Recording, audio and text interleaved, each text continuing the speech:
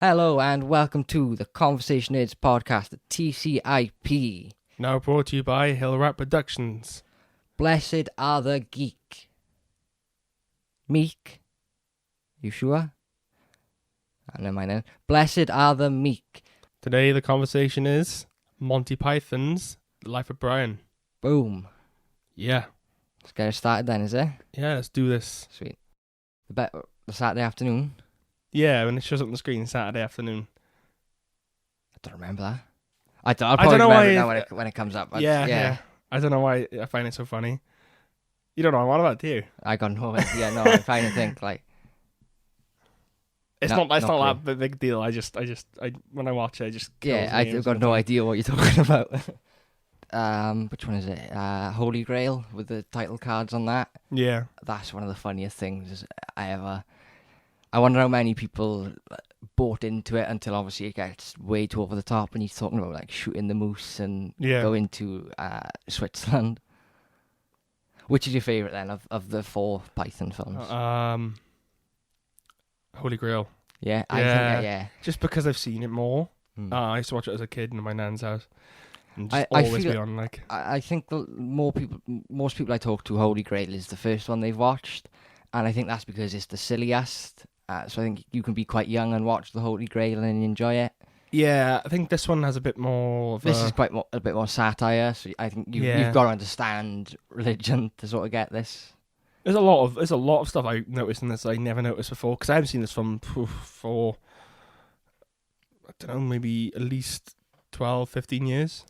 Wow. Do you know what I mean? I was a kid, like, I haven't seen any of the films since I was like 7 or 8. That's insane, man. Yeah.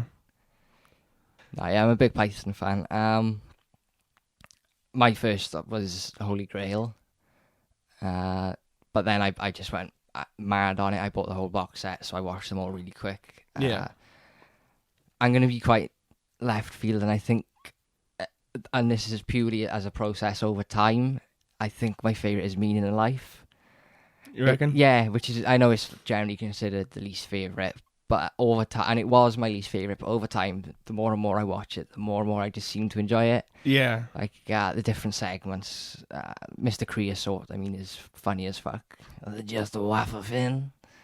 I mean, everything is spoofed Mr. Creosote now. Spoof fat guy, yeah. Yeah, the fat guy. The fat guy eating in the restaurant. That's pretty much the one scene, like a segment I can just pure remember from that film. Yeah. I watched that probably twice in my life. And then the first one, I know for something completely different. That's not really a film, is it? It's just a feature-length version of the Flying Circus, isn't it? Yeah, and some of the sketches are reshot for the film, but it is more or less just a sort of compilation. Yeah. Like the death, the bit with the Grim Reaper when he comes and kills them over the salmon moose. That scene is so spot on for me. Like the way they play the Americans is completely accurate. The way they play the British is so accurate. It's fantastic. Oh man, theme song.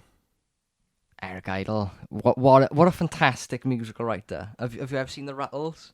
No. Oh shit, man! You should check out the Rattles. It's like an earlier, better version of Spinal Tap. Yeah. And I really like Spinal Tap, but the Rattles is amazing. So it's like they're a spoof of the Beatles, and it's just a mockumentary of the Beatles, but taking the piss. And obviously Eric Idle wrote it, and he's one of the Beatles. Is he? I'm guessing he's the George Harrison equivalent, because he looks exactly like him. Yeah. Honestly, you should check it out. It's really good. I keep forgetting that George Harrison produced this film, didn't he, under his production company? He used to say it's the most expensive cinema ticket he's ever bought. Is he in this for any? Is he like in any? He's in. I'll point him out. He's in The Market. In The Market. I thought he was in the when scene. He's haggling. Do you know when Is he? Oh, yeah. Oh, that bit, man. I thought he was in the bit. Do you know when he jumps in the hole, and that guy's in the hole? Oh, the hermit. Yeah. The hermit, right? I thought he was. I think he might be there. Yeah, in the crowd. He's one of them. Yeah. Yeah, I thought he was. Anyway. Maybe. That starts from The Market, doesn't it? Because he follows him. They start following him with the gourd. So maybe like starts in The Market and he follows him. Yeah. Oh yeah, Eric Idle. I think he's my favourite Python. Yeah. Yeah. Who's yours? Well, I'll go same Eric Idle, yeah. Yeah. Yeah, something about his voice. Yeah, John Cleese kind of. I used to like him purely because he's the only one I knew. Yeah, like, as a kid, he's in everything. Most recognisable. He's the most recognisable one. Yeah, he's obviously the most famous one. And it's because of his work outside of Python as well, like Fawlty Towers. I remember from Rat Race when I was a kid. Do you watch that film? Oh God, Rat Race. Yeah, Seth Green's in that as well, isn't he? Everyone's in that, man. Yeah. Oh God, I haven't seen that in years. And they're like, I'm sure there's like 3 or 4 sequels now. Rat Race. No. If there was, I'd know. Well, I got it. He's dead now, isn't he? Graham Chapman. Yeah. Yeah, it'd be interesting to see what he'd be doing.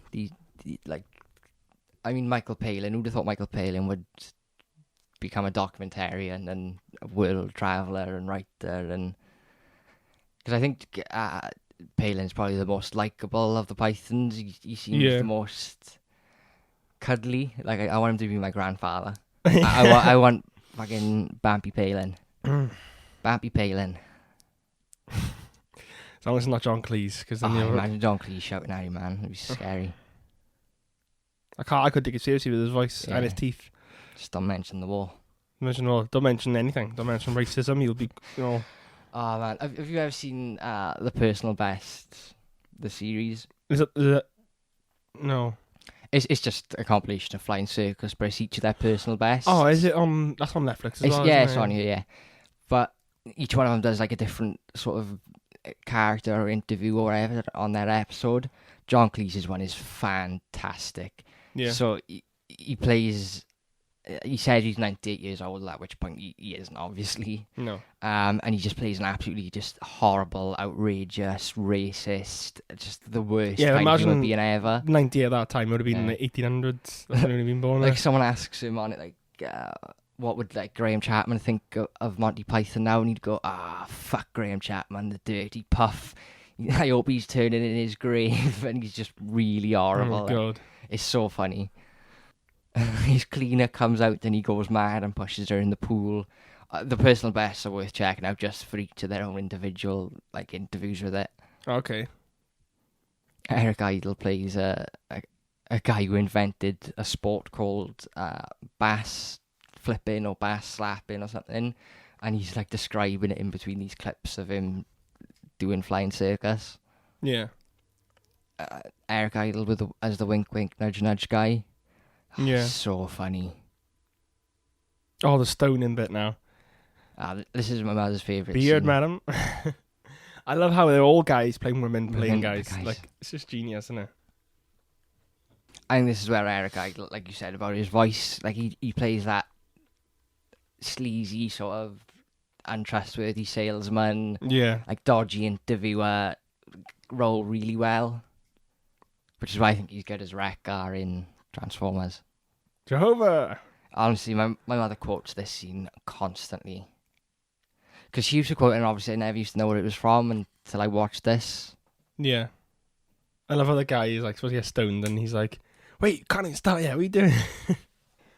I wish I had saw this film a bit more prior to this, just so, because it's very like you kind of have to remember a lot of the jokes to try and. Do you know what I mean? Like I was talking to someone in work yesterday about this, and they were like, referencing stuff, and I was just like, "Yep, I have no idea what you're on about." Oh well, yeah. But I do know what they're on about because I didn't see this one as much as I saw Holy Grail, and even Holy Grail I can't remember anything anymore because I haven't seen it in so long. But then I watched it the other day, man, and I was howling out loud, like 4 a.m, just like crying, laughing. Yeah. I watch them fairly often. I've seen them multiple times, and like I said, I'm a fan of Circus. I honestly, I think Life of Brian is probably my least favourite of the Python films. But like I said, I think Meaning of Life I adore, and particularly certain sketches. Holy Grail as well is just on another level, just because it's so over the top and silly. Well, they got the rabbit. The rabbit scene. And Tim, the sorcerer. So that was improvised. He generally forgot the line. Yeah. And so obviously he just improvised and made it Tim, which is quite funny. And then so this is last for me. I mean, I never know whether, like you said, to count and now something completely different because it, like you said, it's more of a best of. Yeah. It's purely because some of this, most of it is reshot, so I don't know. So we'll take that out of the equation. We'll call it 3, and the trilogy, this is still the trilogy. The Holy Trilogy, yeah. Because God's the only character that appears in all three. Is it? Yeah, in animation form. One thing about this film, actually. I'm going to say it now because I will forget when we get to it. I won't, actually, never mind. But I will say it anyway. The aliens in this. Oh, it's bonk, isn't it? What? That's something to do with... That's got to be a Terry Gilliam thing, isn't it? Yeah, it is. It's his only animation in... Because he didn't... In the film. He surprisingly didn't direct this. Because he is known as a director. Yeah. He's done, obviously, tons of films and stuff, but... Terry Jones directed this. Yeah, but because the two Terrys directed Holy Grail. Yeah. But Terry Gilliam wasn't that good at it at the time. He wasn't a great director, which is why he didn't want to do this. He specifically said Terry to do it on his own. I thought he, like later on, he said something like, "Oh, if I did it, it would have looked more like a film rather than like a kind of like a play, like a theatre play or something." Because it does kind of have some shots do look like it's a theatre play. Yeah, because originally at this point, John Cleese had left Monty Python. He'd quit. Did he? Because he's not in the third series that much. And he only come back for this, but he wanted to play Brian. And obviously Graham Chapman was the better straight actor. Yeah. And that caused a big whole argument. The directing caused an argument because I think it caused an argument on Holy Grail because I think Graham Chapman wanted to direct it. But then they started a thing where only people named Terry could direct it, which is obviously the two Terrys. Yeah. Sergeant Terry. Yeah, so there's always been arguments back and forth over who's doing what, who's playing who, and things like that. Yeah. But I'm pretty sure they wanted just the one Terry to direct this because he was better than Terry Gilliam, or they thought he was better, or he'd work better, or whatever reason. Little did they know. Yeah. Because Terry Gilliam is a... Oh yeah, he's done some crackers, hasn't he? He did Fear and Loathing, for stars. Yeah. They've all done good projects on their own. Then again, he did do absolutely anything with Simon Pegg. Do you watch that? No. And I think Kate Beckinsale. No, I haven't seen that. There's a talking dog. No, definitely not. No. And then this is what brings me back to the alien thing as well. Then there's a bit in that where, the powers that Simon Pegg gets are from these aliens. It's so good. You got to watch it, right? Because it's nuts. Yeah. It makes no sense. It's not that good of a film. I'm not gonna lie, but he's definitely got some sort of weird obsession with thinking that aliens control us. Yeah, perhaps. I mean, Terry Gilliam's a pretty weird bloke anyway. And if I'm honest, I'm not that big a fan of him. I don't like his animation style. I mean, it's just not for me. And that's my thing with the series as well. I hate those animation sketches between the sketches. Because some of them just drag out way too long. They just take you out of it as well. Yeah. Same with Holy Grail. The animated segments in Holy Grail really take me out of it. And like I said, I think some of them are just too stretched out and too long. There's one where monks are walking and hitting themselves over the head. That could be 3-4 seconds long. It doesn't. It just drags it out for ages. Yeah. Yeah, so I think if I was to take anything out of Python, it would be Terry Gilliam and the whole animation thing. I think he's great in this, though, as the guard. We've got lumps of it around the back. No? No. Just staring now. He plays one of the guards protecting the guys who are getting crucifixed, and he's just really dumb when people talk to him. And then when people leave, he's completely normal again. Yeah. It's really funny. He's like... Ego in or Igo in Young Frankenstein. Oh yeah. And the names, man, the Roman names, Nautius Maximus. Yeah. Bigasticus. Bigasticus. Oh, it's so pathetically juvenile. It's so funny, innit? I think that's one of the funniest scenes I've ever seen. I remember absolutely just it being in complete tears first time I seen that. Jesus fucking Christ! It seems extreme, but. I mean... It is. Dude, it probably wasn't that dissimilar. This film was banned. Yeah. And I think it still is banned in some places. Oh, yeah, it is. That's more to do with the religious thing, though. But, I mean, the goriness by urge, it's so stupid, but it's probably true. I mean, there must be people cleaning up the Colosseums. They're not just going to leave arms and heads floating about, are they? Just get a basket, Yeah. There's a bit of intestine there. And I bet some of those people would take them home to eat. Cheeky arm for tea. Because I reckon it looks like George Harrison. He looks like who? Sorry, George Harrison. He does, yeah. Like a later George Harrison, maybe like a 1990s pre-death. Pre-death. Pre-death, yeah. Not like literally like him dying. You know what I mean? So the woman here, right? She was mayor of Pontypridd. She's Welsh. So Life of Brian was banned in Pontypridd as soon as it came out, and then she became mayor in I think 2009, 2000, between that sort of a few years, and then she unbanned the film. Obviously, yeah. It's like watch the film. Watch the film I'm in. Yeah. It is ironic though, isn't it? That you become the mayor of like one town that's just completely banned it. I can't hear what they're saying, but I can hear John Cleese's voice. Yeah. And I like last I hear Eric Idle's as well. Actually, I think his voice it makes him funny. Yeah. I don't suppose you watch RuPaul's Drag Race. No. Why? What? There was someone in it called Miss Vanjie. Miss Vanjie. Miss Vanjie. Yeah, obviously a drag queen, but his voice, oh my god, it's the most like rough masculine voice ever. Yeah. And when he's in drag and he's speaking, it's so funny. But because his voice is just it sounds like a completely different person. It's hilarious, man. Miss Vanjie. Miss Vanjie. She's in Cardiff in November, as it goes. Yeah. Yeah. It's slightly historically accurate as well. Oh, like the different groups and stuff. I've been on and off with this kind of humour for a while. Like, I think at one point I thought he was a bit too silly. Yeah. And now I realise that it's satirical as fuck. And like, do you know what I mean? I think it's just a stupid little teenager. Like, just, I think Life of Brian is the more thinky of the three. Of course, you gotta know. Yeah, you gotta know your shit. Whereas, like I said, I think if you're a 3-year-old kid, you're laughing at some of the things in Holy Grail. I don't care what fucking part it is. There's something in that film that's gonna make anyone laugh. I think one of my favorite bits in that one is where John, the Swamp Castle, where he's getting married. And John Cleese is running towards the guards. Yeah. And it takes ages and it keeps playing the same clip again. Yeah. So it keeps showing him getting closer. The guards like watching and then he's suddenly really far back again. Yeah. Because they just keep playing the same shot. I think that's hilarious. And then all of a sudden he's just there. Like he just hard cuts to him, just stabbing him. Great. So, before...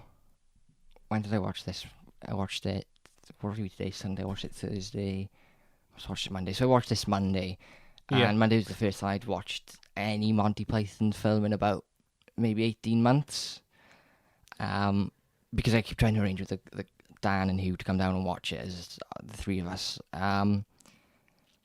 yeah, I've been watching about 18 months. Now, last year I started a job and I met this guy there, Sam.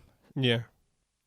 So when I started, obviously, with like the ASD and things like that, sometimes it's a bit hard to fucking talk to people and make friends and whatever. But I ended up sitting next to him in this office job, and he was so nice. He was one of the nicest people I've ever met. Lovely guy.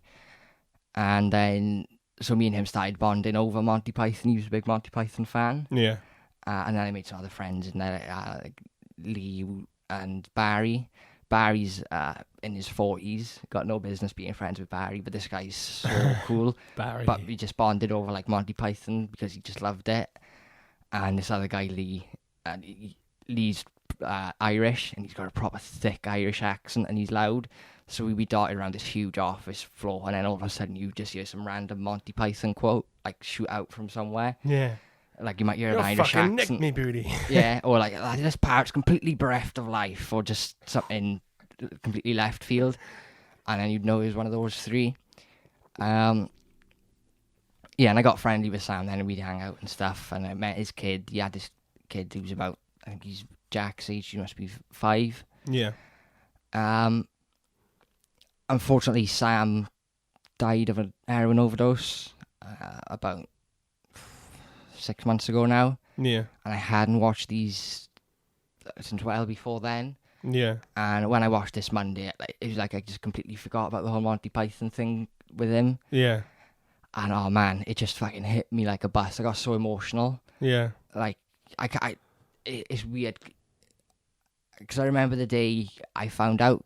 I think it might have been, maybe it was Lee who told me, or someone from work had messaged me because I had been off that week and was like, "Oh, Sam's dead," and it's like, "Wait, what?" What? Yeah, you mean that news to anyone strange, especially when it's someone who's as young as he was. He was only 30, and yeah, it's just so surreal. And then, like I said, I just completely forgot the whole Monty Python thing because me, Barry, and Lee wouldn't do it so much either then, because obviously it was, subconsciously, innit? Yeah, it was that thing of, I don't know, it just completely went for us. And so the first time I watched this was one day since then, and it just hit me. It was so weird. And it wasn't even this film we'd quote so much, like I said, it was more like Holy Grail and Meaning of Life. We'd sing like Every Sperm is Sacred all the time. Every Sperm is Sacred, yeah. So I can't imagine what it would have been like if it had been Holy Grail or Meaning of Life we'd watched, and I would just fucking, oh my god, it would have been mad. Yeah. But it's just completely freaking me out how you can just forget something about someone because they're just not there. Yeah. It's weird. Some really stupid stuff in this one that I love, like when they're searching the little hut and he sends like 30 guards. Yeah. Yeah, and they keep going back in. Yeah. You can see their toes and like arms and stuff like that. It's funny as shit. Absurd, isn't it? I think it's hard to balance just ridiculous, silly, over-the-top comedy with satire like this. Yeah. Have you seen Aeroplane? Yeah, the one Leslie Nielsen. Yeah. Like, that's just silly. Do you mean that's ridiculous? That's what started like the whole like spoof is. Because it is a like a the weird silly stuff. Like is it Jerry Zucker? Like yeah. He did Rat Race. Did he? Yeah. I never knew that. Yeah, he did Rat Race. We got to do Rat Race. Would be a good one. Yeah, I haven't seen that in age. Do that. I haven't seen that film since do that in 2004. Do that in 2 years when it's for the 20th anniversary. Yeah. Okay. The best thing about that fucking film, man, is the fact the Smash Mouth are in it, and the fact that All Star featured in that before it featured in Shrek. Do you know, I'm a big fan of. I'm pretty sure. I don't know what the word is. I don't know if it's fan or hater of, like, you know, songs that have got big from a film. Yeah. But they're from another film first. All Star is amazing though. Yeah. So like even down to themes. So the Dragonheart theme, that theme is in so many other films, and loads of people I hear talk about like, oh, have you seen that composition from blah blah blah. And it's like, well, no, it's from Dragonheart, really. Dragonheart. I never saw that, but I had it on VHS for some reason. It's a good film, man. Just never watched it. It's good. It's good. I haven't been watching films for years, apparently. The amount of films I have not seen that I've mentioned is bad, but like there's a lot of films I have seen weird, that like I feel like I've seen like loads of films, and then people mention it, I'm like, what? But there's so many films out there. So many films. There's millions, man. Like, this is Terry Gilliam's character. Oh, he's that guy that the fucking... We got lumps of it round the back. I just pictured Terry as what he looks like now. Yeah. So I forget that he obviously was like 40 years younger at that point. They must have been like 30 odd years, like in their late 30s, yeah, mind. Oh god, no older than that, I think. No, they were born like 1941, 1942. They're all like 76 to 80 now. Yeah. They're still that young. You think they'd be like in their late 80s at this point, because they do look like them. Man. John Cleese. Michael Palin by here as the guy in Dungeon is fucking one of the funniest things ever. Just your typical old man. Yeah. Like, it doesn't matter how hard you got it, he had it worse. Yeah. They only just put me after like 5 years. They finally put me the right way up. Like, and it comes back to him later in the film, and you can see him like he's been hung upside down from one of the grates. Yeah. So funny. Oh yeah. They're taking him with the crucifix. And he says, "Oh, crucified is it? Lucky bastards." Oh my god! I've been here 5 years. And how that way up yesterday? Actually, I think Shrek came out before Rat Race. Ooh. Very close. 2001. So we got Shrek is 2001, which I knew anyway, but obviously May 18th. Right. Rat Race 2001, but then it just shows the UK date, because obviously we count as the first date, so it'd be American. Yeah. August 17th, 2001. So 2 films. Which one started production first, though? Oh, probably Shrek, because it's animated. So like probably 1999, I think. Filming began in Calgary in August 2000. August 2000, right? Yeah. Let's see where Shrek's thing. I think we should go from days production, like filming started. What do you mean? Yeah, filming started, yeah, production, yeah. Because obviously we didn't know they were going to have All-Star, like...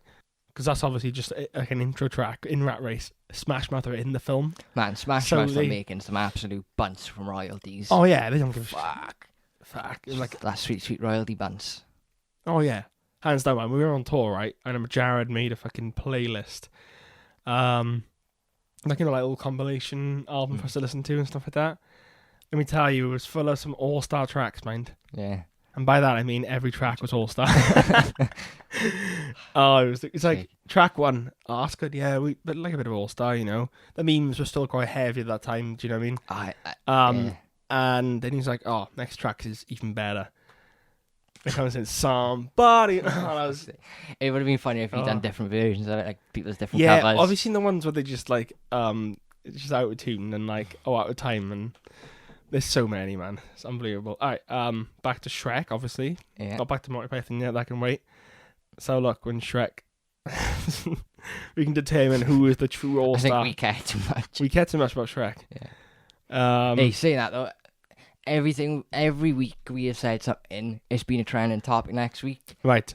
Let's get this trending. Rat Race ripping off Shrek, or vice versa. Nicolas Cage. Oh, here we go. You know when Nicolas Cage's name is mentioned, it's going to be a banger. Was initially offered the role of Shrek. But he turned it down because he did not want to look like an ogre. For fuck's sake. I think he'd be a better Lord Farquaad. He would, yeah. Well, he'd be a better villain. I imagine him just going full Nicolas Cage on Farquaad. And then Chris Farley, obviously. Rest in peace. That would have made more sense, though. Chris Farley. He, you know. Anyway, let's get to the animation. Shit. Well, what do we know about, like, actual production start or, like, animation start? Because, obviously, there's loads of different dates here, see? Animation start, I think. That's the equivalent of filming start, isn't it? Well, it said that Test was finally screened in May 1997. They didn't like it, so that doesn't count. Well, I mean, I do think we care too much. We do care too much. I think the people should know. The people should know. I want people to know that All Star came from Rat Race, not Shrek, because Smash Mouth are in it, right? And I will argue this to my death, right? We definitely care too much about Shrek and Rat Race, but you know, absolutely. Right, this. Right, yeah, so apparently animation started on Shrek in 1996 and it took them 4 years to complete. In fact, they started production on Shrek 2 during Shrek 1. No way. Yeah. Fair play. And Donkey was modelled after a real donkey in California. What's the donkey's name, though? So I assume Shrek was probably first. Yeah, but but then... You can imagine they probably only started thinking about editing the film, like you know, adding the soundtrack and the voice acting. That's what you should go by because, I don't know, tough one. Let's just call it a draw. Yeah, fuck it. Yeah, that's replacing Bang or Shrek this week. Yeah, weird facts you didn't need to know, but we will tell you anyway. We shortened that. Brought up ourselves and just no correlation to Monty Python. I don't think. Where did we get this from? Oh, Rat Race. Came from Airplane. Yeah. Airplane, yeah. Came from Monty Python, yeah. Yeah, I think Shrek maybe first then. I mean, it's probably got to be in a film before that, surely. Most of this is just going to be a Shrek. Yeah. Rename this episode. The conversation is All Star by Smash Mouth. Oh, shit me. This is what people like, though. People don't actually care about what you watch, and they just want to hear the ramblings, like, do you know what I mean? Right, well, usage in media. Well, it was released in 1999, in May. It does list Rat Race before Shrek. Oh, hang on. Listen to this. in Mystery Men, All Star is played doing a scene in which the superhero team holds audition to recruit new members. But this Rat Race first year. I mean, the only way to find out was to contact Smash Mouth and find out who approached them first. Yeah, all right, we have to do it. That's our mission. That's what we're doing on Twitter. Anyone who listens to the podcast, tweet Smash Mouth and ask them where did they get who was asked? First, Rat Race or Shrek? We need to know. And they're going to turn on and say Mystery Team or whatever it's called. Mystery Man, 1999 American. Yeah, but they said it was in the trailer. Was it a trailer? I think it only counts if it's by the sounds of it, it sounds like it's just a background song that just happens to be playing in a scene rather than the crux of the scene. Do you know what I mean? Yeah, because obviously they're in Rat Race. Yeah. Why are we talking about this anymore? Honestly, man. Fuck it. We're on the alien scene now in Life of Brian. Let's just get onto that and how weird and stupid it is. No sense makes anyway. No sense. No, it doesn't. When I watched this, I forgot it was in there, and I just got really confused. Why? What? There's no need. No. I mean, they were struggling for budget. They definitely didn't need to add that in. No. I mean, there are some funny bits of just coming out and going yeah. You lucky bastard. I love how everyone's English sounding in this as well. British, yeah. They're all from fucking Jerusalem. I don't know. I really wish he just fell to his death instead. End of the movie. That's Terry Gilliam as well. Oh yeah, you can tell. Because he's batshit crazy. That's not acting. That's just him. You won't let me direct. Yeah. Well, I'm gonna direct this then. Do this, motherfuckers. Oh, apparently there was they had an idea for the plot, or a couple of sketch where Jesus' cross is falling apart because of the idiotic carpenters who built it, and he angrily tells them how to do it correctly. How to do it, yeah. Oh my god, that's great. I went to the cinema to watch Monty Python Almost the Truth, which is a 6-hour documentary. So I don't think there's probably a lot that's gonna shock me, because I didn't know that's what it was when I went, and I ended up just watching this long ass documentary about Monty Python. Yeah, I thought it was gonna be. I thought it was advertised as an update of, and now something completely different, where it was just gonna be a compilation of their best bits. Yeah, and it wasn't. It was just a huge ass documentary. It's really long. It was the most painful cinema experience I've ever had in my life. Was it? Oh yeah, it was a right struggle. What's it called? Monty Python Almost the Truth. It's in 6 parts. It's 6 episodes. 6 episodes. 360 minutes. So how long is that? Oh, so you watched that one sitting? It was just all one thing. Yeah, it wasn't episodes, mate. It was just one thing. That sounds quite good. Don't get me wrong. It would have been good if I was right, I'm going to be sitting here for a long ass time. But like I said, I thought it was advertised as a new sort of compilation thing, and it just wasn't that at all. So what's that? Was it interesting enough though? Oh yeah, it was really interesting. Like I said, I mean, it's for 6 hours, and so they're in it there as well, yeah, they're all in it. Well, obviously apart from Graham Chapman, you know. Yeah, I mean, they use archive footage. But at least completely come out when you're dead, you're gone. Yeah, you're completely taken out. That's what it is in Monty Python life. Yeah, like I said, it was interesting, and I know way too much about Monty Python now by accident. Mm-hmm. I could watch it in parts. I could absolutely watch it in parts, but it was such a fucking ball ache. Yeah. And I took my friend Jamie with me as well, and we were just this isn't what we thought it was going to be. You were just sitting in the cinema for 7 hours, yeah. When will this end? Yeah. At first we thought first half hour, 10 minutes maybe it's just a little add on to add a little bit of spice in it, and then about 2 hours we were like, is this gonna pick up or what? But no, because we're still on their birth. And I only stayed out of stubbornness because I'd paid for the ticket. I was like, I'm not. How much was it? Yeah, this was back when it wasn't too bad. I think it might have been about £5. So £5.20. It's the same now, mind. £5 Is now. it? Yeah. It's £5 now. Yeah, so it was about £5.20. We had a weird bit where we had to use Orange Wednesdays at one point.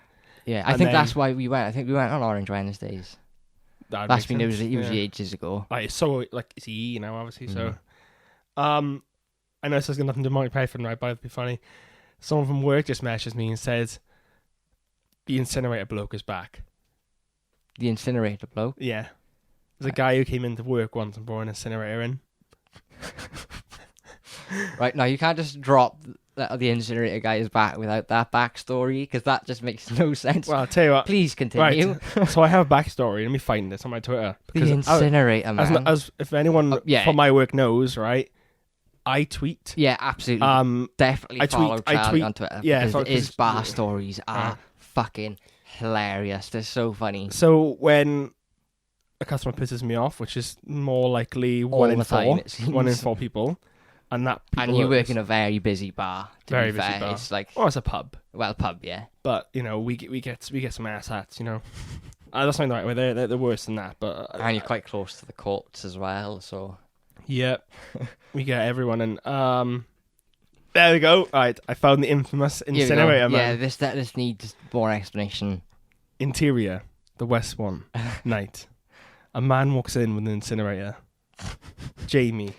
What? No, hold on now. What do you mean? Like an incinerator, like a fucking a steel incinerator, like a wood burner type thing? Yeah. Or how is he even carrying that? That must weigh, surely, or is it like a small one? No, it was a size of a big bin. Like the proper burners. Like a desk type bit. Yeah. How the fuck is he? Why? Oh man, I got so many questions. So I got some backstory for this guy. Right, he used to come in and just order Americano, right, and then sometimes he'll ask for just a cup of hot water.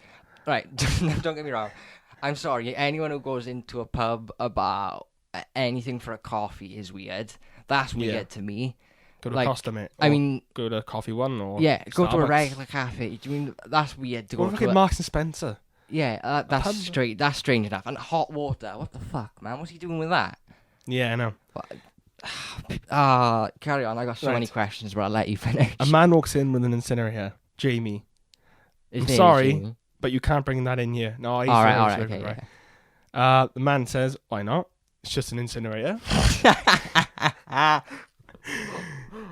Jamie, because it's an incinerator. Man, fine. The man leaves with the incinerator. What is this? And then about 5 minutes later, he comes back. The man, can I get a coffee?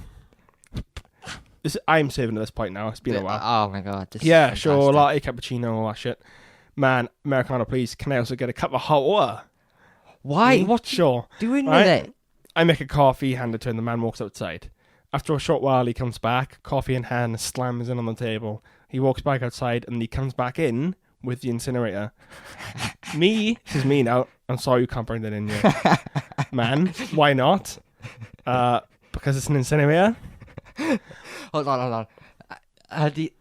Was it Jamie or James? Jamie. Jamie told you between this that a guy just tried to come in with an incinerator, or is this I was at the back cleaning something, right? So like he was like, "Dude, someone just came with an incinerator." Right, I'm like, "Hold the fuck up!" What? And he's like, "Oh, it's that guy with the hot water." I'm like, "Oh, okay, obviously it's this guy." Makes sense. Because it would have been funnier if he hadn't like seen you and said to you, and you were just like, "What?"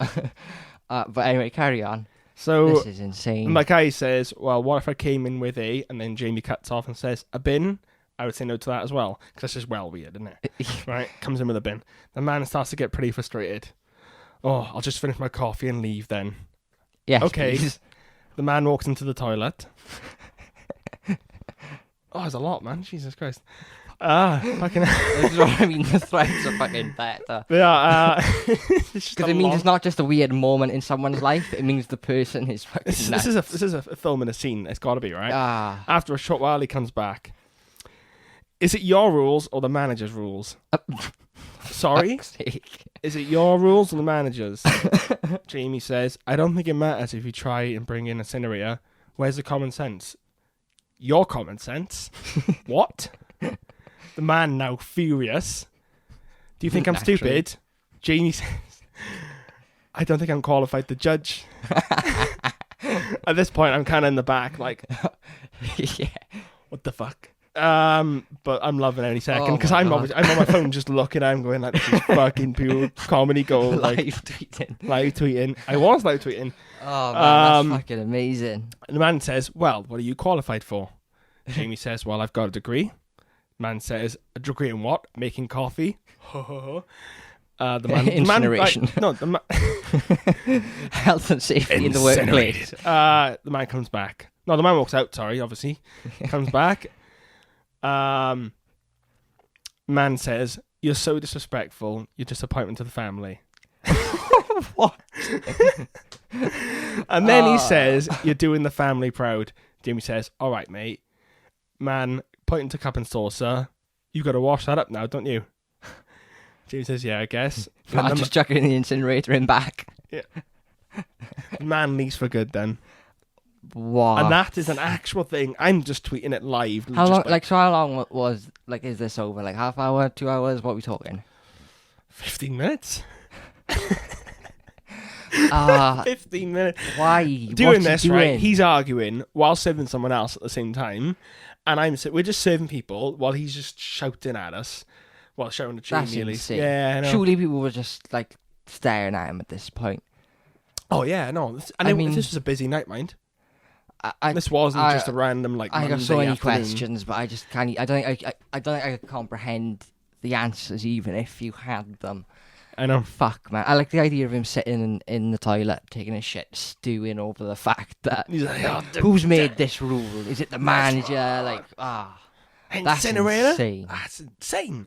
That's that's one of the funniest bastards. More backstory. The guy, he opened the incinerator top. We were like, "Oh, boys, fucking calm down now, calm down." He had all this stuff in there. What stuff? Just his stuff. His inventory. His inventory. What, like a fucking Skyrim character? Yeah. The incinerator. No, I need specific. Like, you can't just drop stuff. What do you mean, like a fucking? I don't know. Would you have like a dildo in there, fucking? I don't know. Maybe pack of Xanax. What are we talking? Just coal. I mean, come on. One single bit of wood. Yeah, that's what I mean. I got so many questions. One of those little bit of wood from like a park, and those little like chip-ins. Chip-ins, yeah. Just like I just got this from I collect them from different parks across the country. Like I travel my incinerator, and then once I've completed my task, I burn it. Oh fuck, man. Yeah, stuff like his jacket. You had a book in there. A book. My Incinerator and Me. A story by Pub Man, or whatever his name is. Incinerator Man, yeah. It's his screenplay. He's been trying to. It's like what's that film? My Cat Bob. But the tramp. Street Cat named Bob. That's it. Yeah, the tramp finds the cat. Yeah. That's this guy. He's a tramp and he's found this incinerator and it's like his best buddy now. Yeah, My Best Friend by Queen plays, and he just like and there's like a little freeze frame kicks his feet in the air. And holding, he's like, yeah. Oh man. That's what the book is. That's his book, yeah. He's right. It's just, he's trying to flip it to different editors, just no one's taking her on board. Taking on. He's like, but no one will let the incinerator inside the building, so he can't get the book in the building to pitch it. That's his problem. I could just take the book with me. When he goes but in, my incinerator is my best friend. I need it. Fuck. He was like, just incinerate the book, mate. Maybe that's the plan. That's the problem, man. Yeah. I got so many questions, and I just don't think this man could answer them. No, there's a few people, but this is the most in-depth character I've experienced in real life. Like, that's madness. Yeah, we get some like weird people in work. It's unbelievable, but yeah, this guy. I've never had anything like that. The closest thing I've sort of come to that was I was selling car insurance, and there's a system on it where basically when you go through a quote, if you've had a car crash and you don't tell us when you're doing your insurance, it comes up, it'll say, right, they had a crash in 2016, this is what happened, blah, blah, blah. Yeah. And if you tell us, obviously we add it on, it does up the price. If you don't tell them, they add it on, but it goes up more again because they add what they call liar's tax, so to speak, because you lied and tried to get away with it. Get a bit extra off him. And I was dealing with this guy once. He was doing a multi-car thing, and it was coming in really cheap for him. It was coming in like £600 for 4 cars. He was chuffed. And you can normally tell, you when someone's really excited about their price, like over the top, you know something's up. Yeah. So I'm dealing with this guy now, and I get right through to the end. He's like, oh, yeah, we'll get ready to pay for it. And then, boom, I click on the next page. This thing goes insane. I've never seen it go so mad in its life with like things he's done. So it's just all this mad list of things. I go back into when he's like, right, I list them off to him. He denies every single one of them.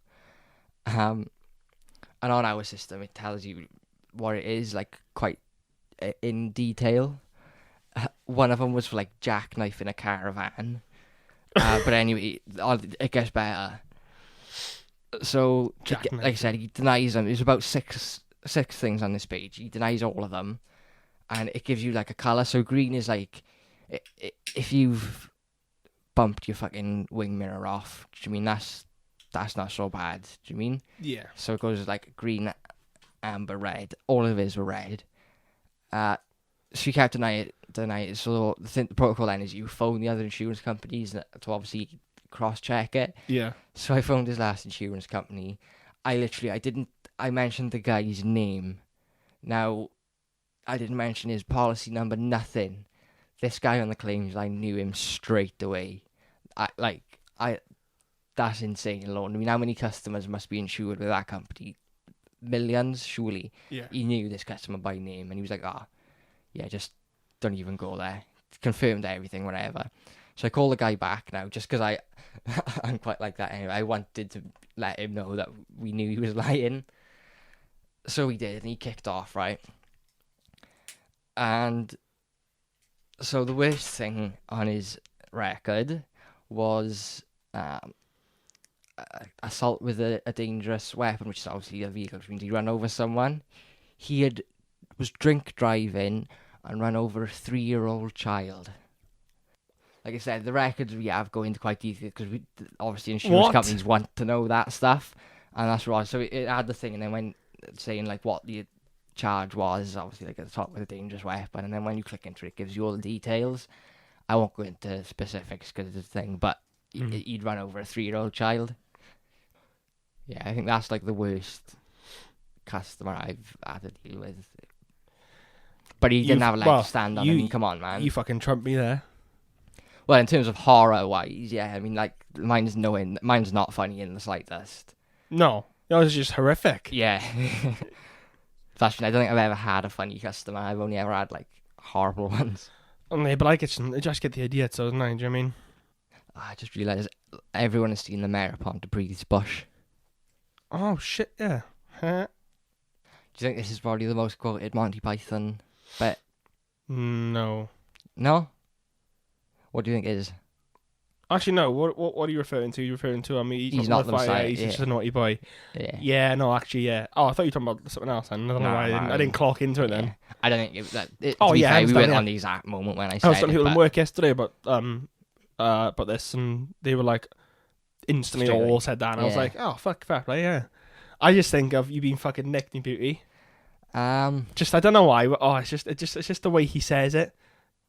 I don't know why it just gets me. This is actually not like this, isn't it? You guess. Yeah. Very short film as well, like hour and a half. Yeah. That's my sweet spot for a film. I love a good hour and a half film. Oh, you like Punch Drunk Love then? Yeah, I still haven't got around to watching it because I've downloaded. Are you a fan of Adam Sandler though? Are you a big Adam? You just don't have it? I've got no. I'm pretty sure we spoke feelings. about it because you said you liked Big Daddy, didn't you? And yeah, actually figured Adam Sandler. Honestly, I think I would generally consider Wedding Singer and 50 First Dates as two of my favourite films. Not just two of my two favourite Adam Sandler films, but two of my favourite films. I love them. That's more to do with Drew Barrymore, but I do like all of Adam Sandler, like his back catalogue, like his older films, like from like Happy Gilmore, Billy Madison, like that sort of era. Yeah. And like I said, Wedding Singer, I absolutely love it. 50 First Dates, I love it, but that's more Drew Barrymore. No, yeah, I can watch it with Adam Sandler in. That's not. It's good. It's funny because Paul Thomas Anderson was like, "Oh, I want to do a film with Adam Sandler," and then was just like, "Excuse me, you just did Magnolia. You just did the masterpiece that is Magnolia." Which is something you got to watch as well. You just got to watch all this film, honestly. Yeah, like, I'm plugging in. He's my favourite director of all time. Yeah, I downloaded Boogie Nights off iTunes. I think it must have been Sunday when you left, maybe, with the full intention to watch it. I didn't because I can't remember why. I thought I got around to it. I thought I just watch his films in order of release. Yeah, there's no order, but Hard 8 is on Netflix. Like I said, I've seen There Will Be Blood. Yeah, obviously seen it not knowing this him. Yeah, but I think you should watch it again as well. In that, yeah, like, no, I will. rewatch, Yeah, because like, you said I'll pick out like his from fingerprint on things as well. Then. And oh, his hang style. on, I think Magnolia is 20 years old this year. May have to do that one. That's a slog though. Bear in mind, it is 3 hours long. I can do a slog, but it's a really great ensemble film, man. It's amazing. The ending's a bit iffy, but you know. So, Mr. Pitson, yeah, what have we been watching this week? What have we been doing? What have we seen? What have we seen? I watched Life of Brian. Yeah, twice. Twice. In a week. 3 times for me. Well, this will be the third. Well, obviously I watched Transformers with you on Sunday. Boyhood. I watched that on Monday. Yeah. Seen that? Richard Linklater. No, I haven't. Do you know what it is? It's the one they shot over 12 years. Yeah, and the kid grows. Yeah. Should watch that. Put that on your list. Really good film. Yeah. Yeah.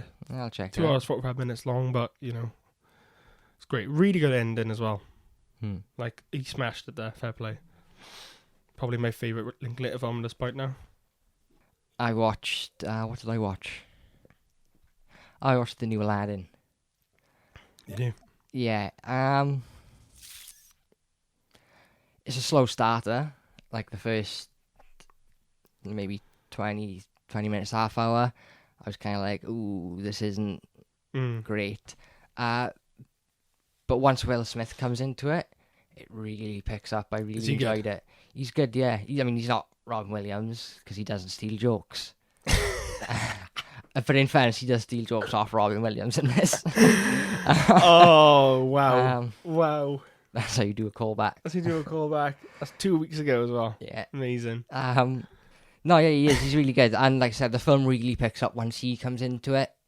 The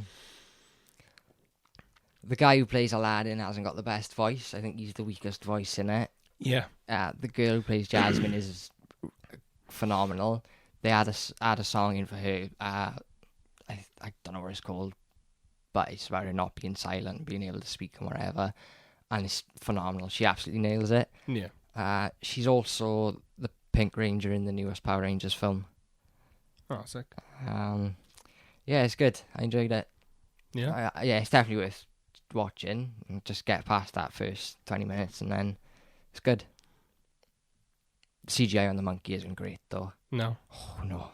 That's a weak point for me. And what else have I been watching? I've started watching properly now, Always Sunny.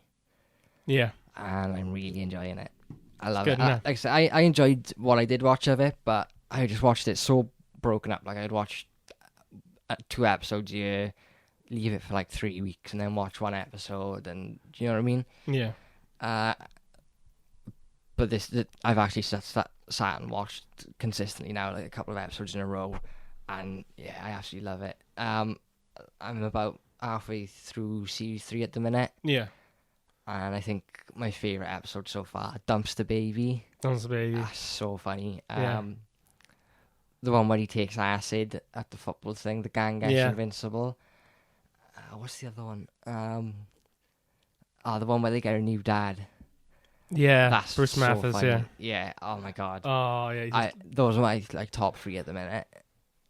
Oh, when he walks up, try and like beat him up, and then he ends up walking, and then Charlie leaves, and he just takes a picture of him. Yeah, that's so funny.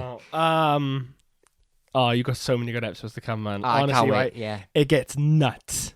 I can imagine. It's like nuts now. No, I mean, like, the first season is like, okay, they're a bit stupid, like, dickish. The McBoyles, oh my god. McBoyles. It's so funny.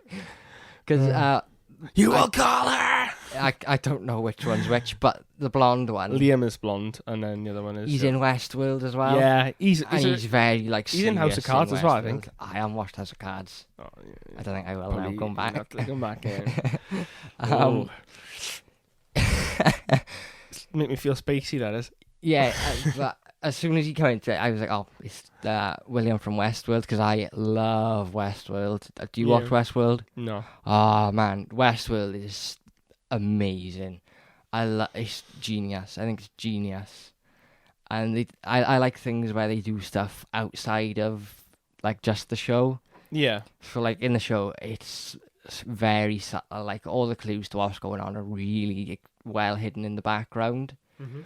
But also, if you go on their like website, it's like an ARG. So they got a website that's Westworld as if it exists. Oh, okay. And like you can book in as a guest for a stay, and you can like hack the website, and there's like different clues to different things. It's amazing. It's really good. And he's very serious in it. He's the bad guy essentially. That's a spoiler, but fuck it. If you haven't watched Westworld by now, you're probably not going to watch it. Now, yeah, season 3 trailers come out not that long ago. Oh, is that? I thought season 2 only just come out. Well, it came out last year. I think about this time last year. Oh well. Yeah. Yeah, the trailer for series. I'm guessing he's the main guy. He's the main villain in the first season then. No, he's actually the good guy. It's really hard to explain because the way the story structure is. Yeah. I'll give that a watch, actually. It does look interesting. It's amazing, man. It's so good. Like I said, that's the spoiler that he turned out to be a bad guy, but still. Yeah, he's a McPile of heart, isn't he? As soon as you come into it, it took me out of it for a little bit. I was like, Westworld. But have you seen the one when they take him hostage? Yeah. And he's like, he stabs him in the back. With no, that's where they do the bar. Yeah, that's what I mean. They take him hostage, didn't they? Oh, he stabs his brother in the arm. Yeah, no, I was thinking of when he stabs Charlie in the back with a fork. Oh, no. When they do the bar and they argue over freedom, and Charlie becomes like a protester. Yeah. And the other guy's like, anything goes in the bar. Mm-hmm. And Frank gets those like Vietnamese people in gambling. Yeah. And the McBoyles come and they end up stabbing Charlie in the back with a fork. But yeah, I couldn't. Like I said, it took me out of it for a second because obviously Westworld. But then almost like instantly I was brought back in because I just thought he was so funny. Yeah. I just completely forgot because he's got a very distinctive look. Yeah. You recognise him as soon as you see him. But no, yeah, I think if I watched Westworld now, I'd see him as McBoyle, and I'm worried I might ruin Westworld for me. Oh, dude, keep watching. That show just gets nuts. Like, the new season's coming out soon as well, so if you can try and catch up with it by then. Yeah, I definitely. I mean, you're on season 3, you got another 10 seasons to go. Yeah. Yeah. But, like, they're not long. It's not long episodes. Hey, who's your favourite character, then? Oh, Frank, by far. And I really love Charlie. And those are my favourite ones. My top 3 have all been ones where they're paired together. Yeah. Like, I'm not so fussed on when he's paired with other people. I just love their chemistry. Charlie and Frank is so funny. But I know a guy that's exactly like Frank. Yeah. Gary. Oh my god. And I watched the 3 I mentioned. I watched those 2 with my mum to show her, and she was like, "Oh my god, it's Gary. It's spot on to him." So I think that's why I'm enjoying it a lot more since he came into it, because I know someone like that. No, my favourite character is Dennis. Yeah. And you'll know why. You'll see. Oh no, Dennis and Mac are my favorites in the later seasons. Charlie's my favorite in the earlier seasons. Yeah. Because they change so different. I don't know. I don't like Mac at the minute because he's a bit whiny.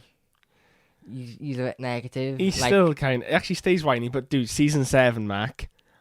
Just you wait. Honestly, you're gonna be texting me like, "What the actual fuck is going on? This show is nuts."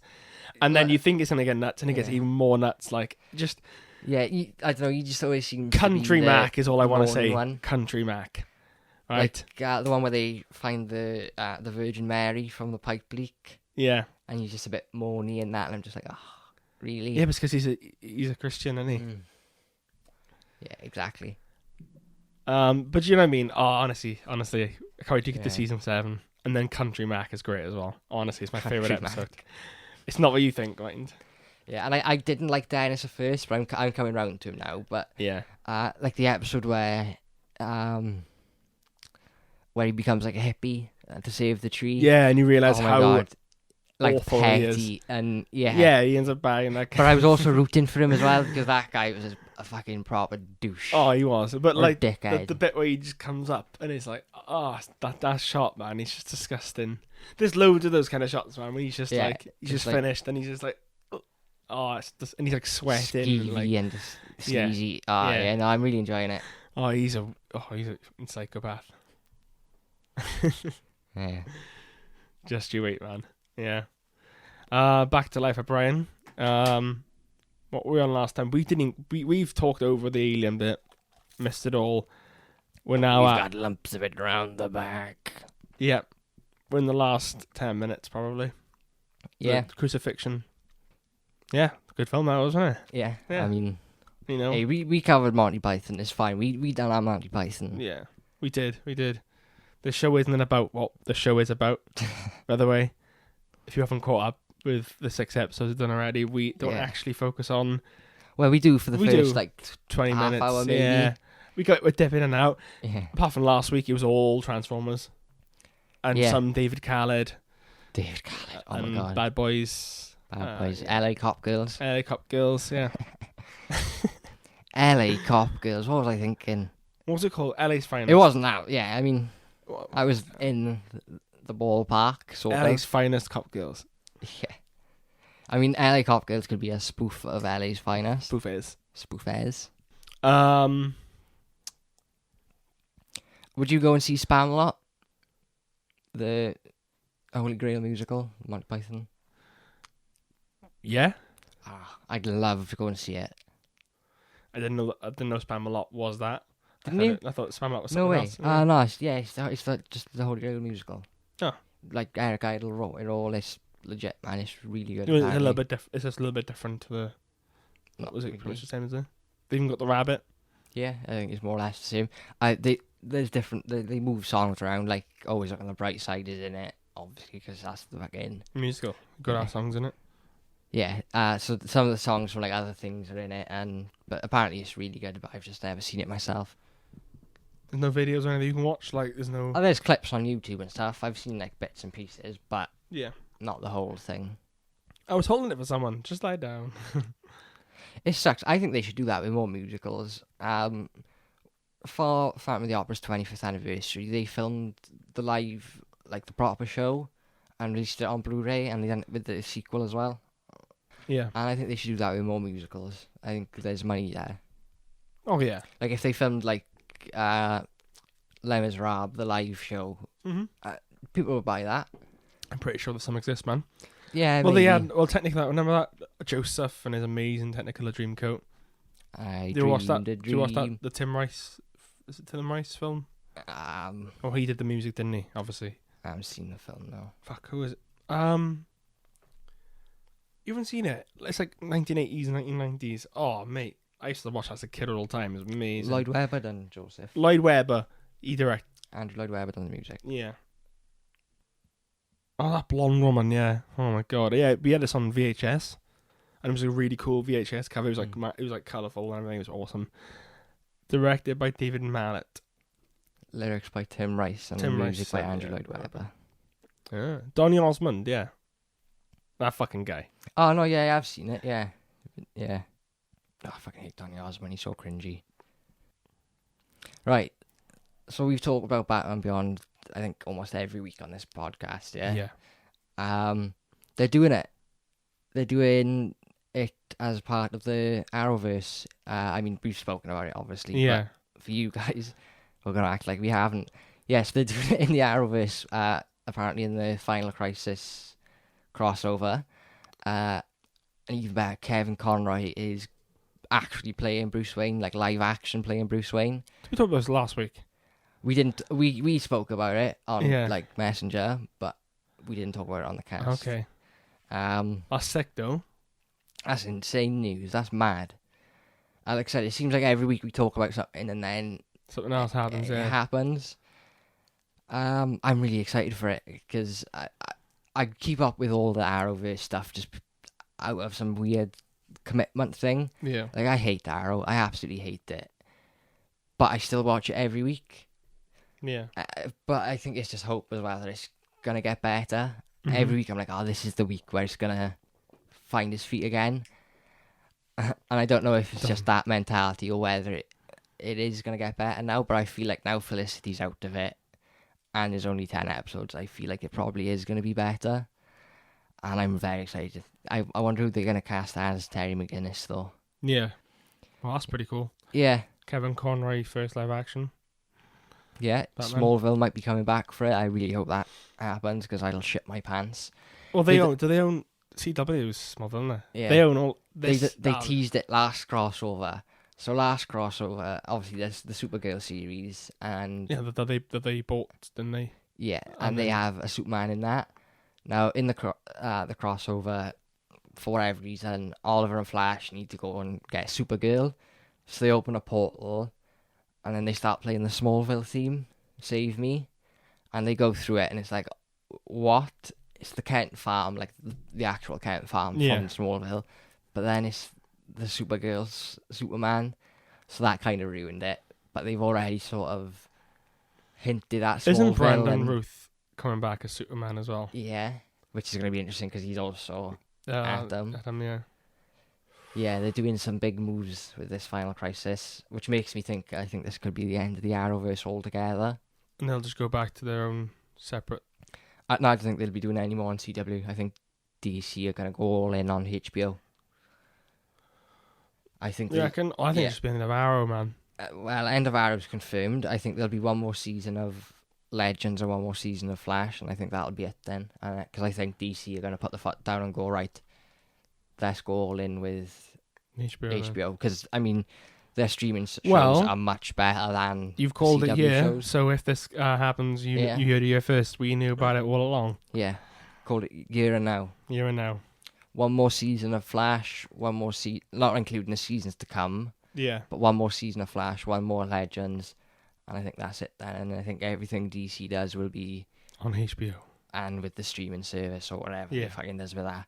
And like I said, because the quality of those shows are much better than the CW shows. Yeah. Like I said, I'm not... Titans is a 6 out of 10 for me. But that's still better than what fucking Arrow and Flash are at the minute, you know?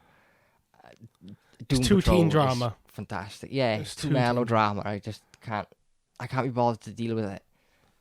No, there's only so many there's only so many times you can play the I can't be in a relationship because I'm a superhero card, and then now I'm in a relationship but she's got hurt. Do you mean that gets boring? You got that for 2 seasons. You play that once in 2 seasons and that's it. You can't play it for fucking 8 series. There's no way. Yeah. Because I think that's where Flash is starting to stumble. Because I think Flash was better for longer than what Arrow was. Oh yeah, definitely. But again, I think it doesn't know what to do with Iris. I think it's because they had a bit more variation in the villains as well. Yeah, they're fresh. Arrow's just got gallery. One absolutely. kind of. Saying that, I think Leonard Snart is an absolute highlight of the Arrowverse. Miller, I think he kills it, and he steals Series 1 of Legends. It's a shame he's not in it more. Yeah. And with the Constantine show as well, because that's part of the Arrowverse, but now it's being revived. Yeah. On the DC, HBO, whatever thing it is. Okay. So maybe Flash will continue, but they'll move them. I don't know, but I don't see a bright future for the CW and superheroes. It's just a shame because the casting's great. You could move them over, but then they're getting older as well. Then, so you'd have to cast someone a bit younger. It's not Ezra Miller. That's a Flash. Because the best casting choices for they nailed it for the rest of them. I'm honest. I just don't see it's Flash. Yeah. Gal Gadot, great Wonder Woman. I'm Ben kind of Affleck, lukewarm. Great Batman. Yeah. Gal Gadot. Oh my god, I can't wait for Wonder Woman 84. I really thought they were going to drop a trailer at Comic-Con. Didn't they? Or even just a little tease, but DC didn't do Comic-Con. No, they done fuck all. I mean, they announced what they were doing with the streaming service, but they had to do that. I think the pressure was on for people to find out what was going on with that. Oh yeah. And that's they've done the TV stuff, but that's it. What else have I got? Endgame. Another thing we talked about us coming to fruition. Red Hulk. We spoke about Red Hulk when we talked about World War Hulk. I was explaining to you what about the sequel to Planet Hulk. Oh yeah. And I was saying they could have done Red Hulk. And apparently there is a deleted scene of Red Hulk. No way. Yeah. I did not see that. Yeah. I saw a Red Hulk article, then there was a deleted scene. Yeah, because Kevin Feige's come out and said there's going to be an Infinity Collection box set of obviously the whole MCU. Saga, and there'll be loads of deleted scenes in it, including really bad ones. Yeah. And one of those is apparently Red Hulk for Endgame. Shit me. Yeah. I'm interested in that. There you go. Yeah. I might get that Saga. Be expensive though. Oh yeah, it's going to be a couple $100. Well, for 4K it would be. Oh, I imagine the 4K, Blu-ray's yeah. probably like 100 quid. Oh no, fuck off! It's like 22 films, man. Right, 150. I think you're tripping there. I'm pretty sure the Game of Thrones one's like 300 quid, and that's 8. Fuck it, let's do it now. Right, how much do you think? We'll say how much we think it'll be, and then we when can it comes check. out, We can check now. If it, and I think right. So standard Blu-ray, I think 475. I'm gonna go for 150. Yeah. Yeah. Right. 4K. Yeah. 4K. What? Oh. 4K. I think you're talking 600 or 599. I'm thinking 300. Ah, man. I don't know, man. And then DVD then would be about 75 to £100. That's a lot of films. Or 50 quid. It's a lot of films, man. We're gonna find out now. I know, but they bundle them really cheap, man. Oh, I don't know. And because it's the collection thing, the hype, I don't know. I think it's going to be pricey. I can't find anything right now. Right. So for the first 10 years on standard DVD, is £50. And that's just for the first 10 years on DVD. Yeah, but that's only missing Endgame and Far From Home. But still, that standard DVD, £50. Right, so it goes up to Guardians Volume 2, yeah. Oh, I don't know, man. I think I don't think you called it right. You don't think I called it right? Nah. Well, we'll find out. I am feeling confident. Well, you heard it here first. We guess the prices for the Infinity Saga. Yeah. That's where it's come to. Did you see the trailer for the Blair Witch VR game? No. No? I just wondered, if you could make any horror movie into a VR game, what would you choose? 'Cause have you played the Friday the 13th game? And was it Dead by Daylight or Dead? I played a little bit. Called. Yeah, there's like a free play thing on Xbox. I played the Friday 13th. I enjoy it for like half hour. I enjoy like 2 or 3 games. Little novelty game, like, isn't it? Yeah, it's boring. I bet it's a lot more fun with a party of you. Oh yeah. Dead by Dead by Daylight's the same thing, innit? Like but I think Dead by Daylight isn't as good as Friday the 13th. It obviously has got more variety in characters, but the mechanics and the gameplay I think are not even as good as Friday the 13th. I mean, it's not as, I think, like, you can't hide, and I don't think the missions are as good. Yeah. But the Blair Witch one looks really interesting. So I was wondering, if you could make any horror film into a VR game, what would it be? Ooh. A Nightmare on Elm Street would be nice. Nightmare on Elm Street would be a good one. Trying to escape dreams. How visual you could do that. Scary Terry bitch. Scary Terry bitch. You can run, but you can't hide. Maybe Nightmare on Elm Street, just purely because you could do some weird, fucked up, hallucinogenic stuff. Yeah. Like, make it all dream sequence. Like, that'd be stunning. And then, obviously, but do that, like, as VR technology gets better as well, because, like, make it really look, imagine VR technology looking what games look like now. Because, obviously, have you seen with the hands and stuff like that? Oh, the Blair Witch one looks really good, to be fair. Do they still have, like, floating arms as well? I didn't notice. You can get rid of that, actually, I reckon. No. Yeah, I don't think it does. I'm not sure whether, like, they literally filmed people walking through a forest and then, like, digitally rendered it or something, but it looks really, really good. Because I would pick either it, but obviously not as, like, it in fucking Derry, but a game where it is just like Pennywise is just chasing, like a Slender Man type thing, but with it. Yeah. Okay. Or Hellraiser. I'd like a Hellraiser one, but like as you said, as VR gets better. Yeah, you could be walking around like the box with all like the chains and I think it'd be really cool.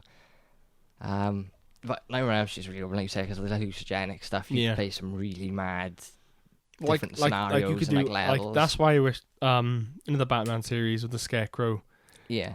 I wish they were a bit better than that. Like, I want to play Batman now. Goddamn.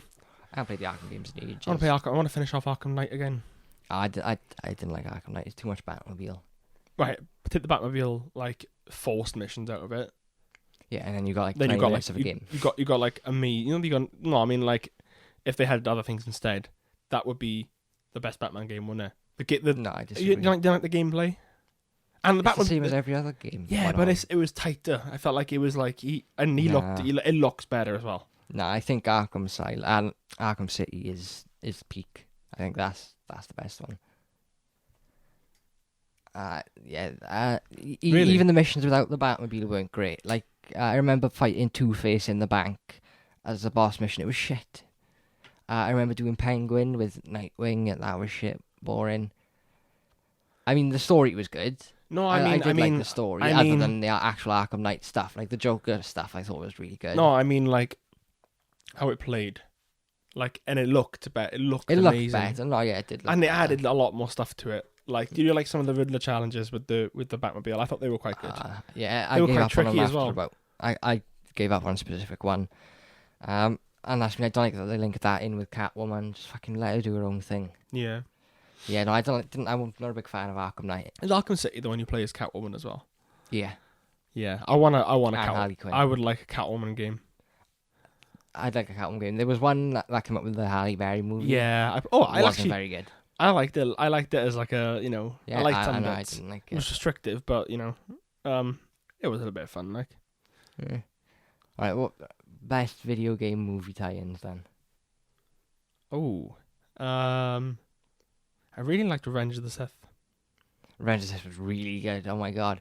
And you had the arena mode where you could just fight as two characters. Mm-hmm. Yeah, Revenge of the Sith was amazing. Oh, I haven't played that in ages. Mm-hmm. Yeah. What's any other good? Revenge of the Sith is a really good one. Spider-Man 2.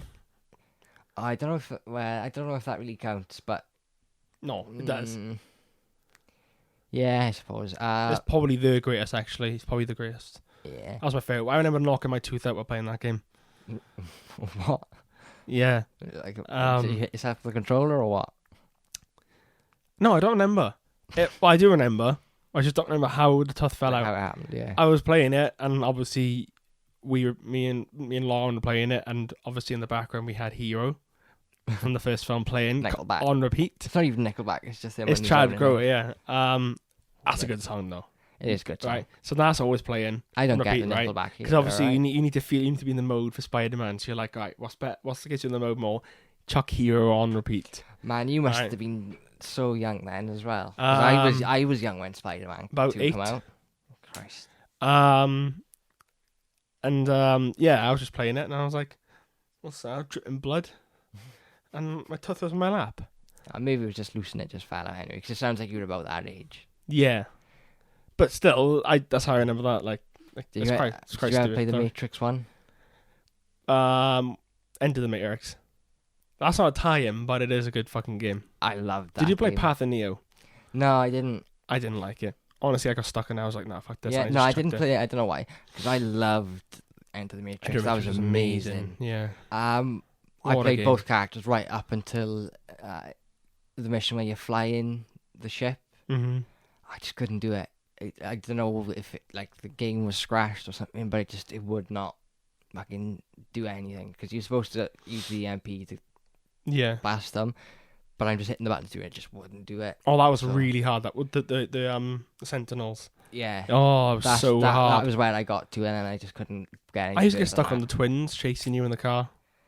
Yeah, that was harder depending on if you ghost an IOB, because whichever one drives, I couldn't do. Oh, I nailed it with the driving in the end.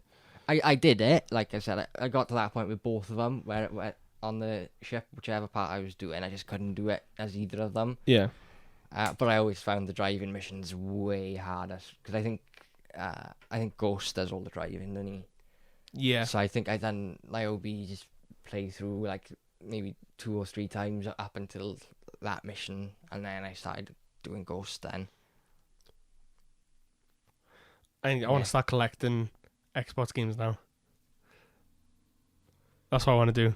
Yeah, some bangers out there. Yeah. No, there's loads I used to own, right, and I just sell them and give them off. There's some I never sold. Never sold any of my Tony Hawks. Never sell Tony Hawk games. Underground 2 was my first one I ever played. Yeah. Because obviously I know Pro Skate I would have been not too young, but do you know what I mean? Like, I think my first one was Pro Skater 4. Oh no, maybe Pro Skater 4 actually. Oh no, Underground 2 I owned the first time. The first one I played was whichever one Darth Maul was in. Darth Maul was an number 3 character. I think. Yeah, number 3 then.